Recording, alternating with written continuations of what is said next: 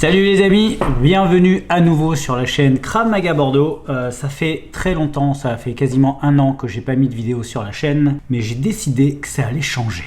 Je vais revenir avec des thèmes de discussion, bien sûr, des petits débats, des interviews, des démonstrations de Krav Maga, bien entendu, la démonstration que le Krav Maga ça marche, et vous montrer un petit peu aussi ma méthode de travail et la façon dont moi j'aborde la self-défense.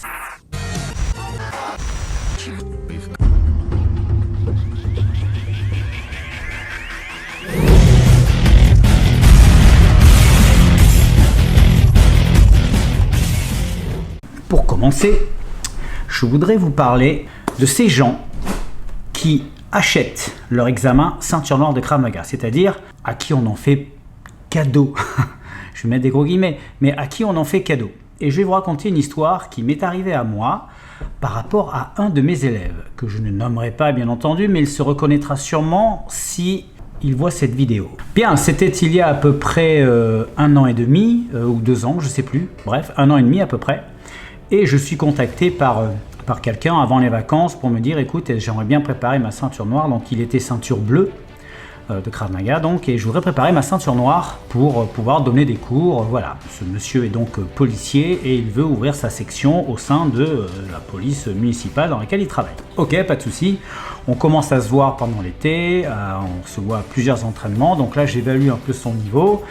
Il y a du taf quand même, mais bon, on va y arriver, il n'y a pas de souci. Donc je lui dis quand même que ça va lui demander du travail et que pour préparer une marron et ensuite enchaîner sur la noire, c'est à peu près, on va dire, au minimum 1 an et demi. Mais que s'il se donne les bouchées doubles, hein, évidemment, vous savez comment ça marche, celui qui avance 2 fois plus vite que les autres, il n'y a pas de raison qu'on ne le présente pas 2 fois plus tôt que les autres. Donc il avait l'air ultra motivé, je me suis dit pas de souci, le mec il est motivé à mort, on va y arriver. Et puis je commence à voir très vite que cette personne était plus attirée par la sucette, la ceinture, que par le fait de travailler pour l'avoir. Mais bon, je me formalisais pas encore. La rentrée arrive, on commence à s'entraîner, blablabla. Il n'arrête pas de me relancer en me disant bon, quand est-ce que je la passe, ma marron et puis ma noire.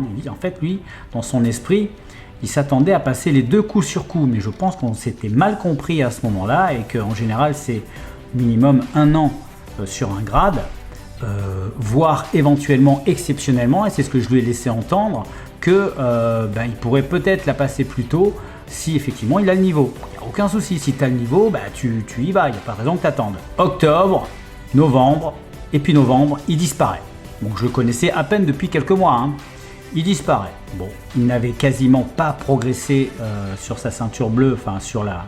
Parce que lorsque vous êtes, mettons, ceinture bleue, en tout cas chez moi, et que vous voulez passer une ceinture marron, je ne vais pas vous faire travailler tout de suite le programme marron. Il va falloir que je vous évalue et que je vois si vous avez un bon niveau bleu. Voilà, c'est le minimum. Or, lui, alors c'est pas complètement sa faute, c'est la façon dont on lui a enseigné. Je pense que ce sont ses précédents professeurs ou son précédent professeur qui avait tendance à donner les ceintures comme des sucres d'orge. Et je voyais qu'il y avait des lacunes qui dataient de la ceinture orange quand même. Donc, il y avait des appuis qu'il n'avait pas, il y avait des déplacements qu'il n'avait pas, il y avait des gestes qu'il n'avait pas et qu'on apprend à la ceinture orange. Donc effectivement, là, on partait de loin. Donc après avoir évalué une bonne ceinture bleue, ok, on commence le programme marron. Mais là, il n'y était pas.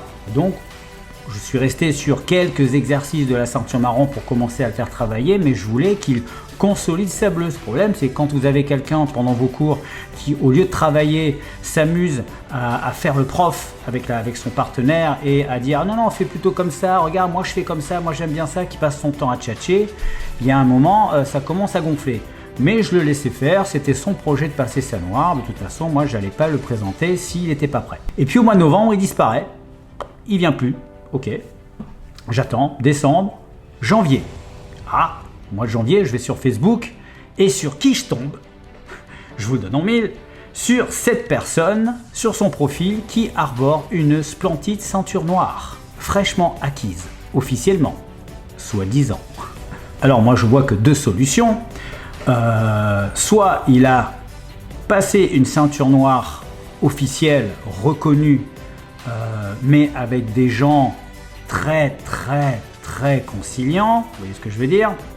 Soit il a passé une ceinture noire avec des gens très conciliants, mais cette ceinture noire n'est pas officiellement valide et validée par l'État. Peu importe, dans les deux cas, il a passé une ceinture noire en 2 mois sans passer la ceinture marron. Enfin, vous voyez le truc. Le problème, c'est qu'il y a toujours des gens comme ça aujourd'hui. Hein, c'est difficile à y croire, mais il y en a. Et c'est à vous faire, et c'est à vous dégoûter hein, de donner des cours parfois, parce que certaines personnes ne comprennent pas que pour réussir, il faut apprendre. Et l'apprentissage d'un programme technique, c'est pas juste une chorégraphie qu'on apprend. Il faut apprendre et ensuite il faut intégrer. C'est-à-dire il faut répéter des milliers de fois les mêmes gestes pour qu'ils deviennent automatiques. Mais s'il n'y a pas ce travail-là, si vous prenez un programme technique, vous apprenez la choré, ok, par cœur, examen. Deuxième choré, ceinture suivante, par cœur, examen.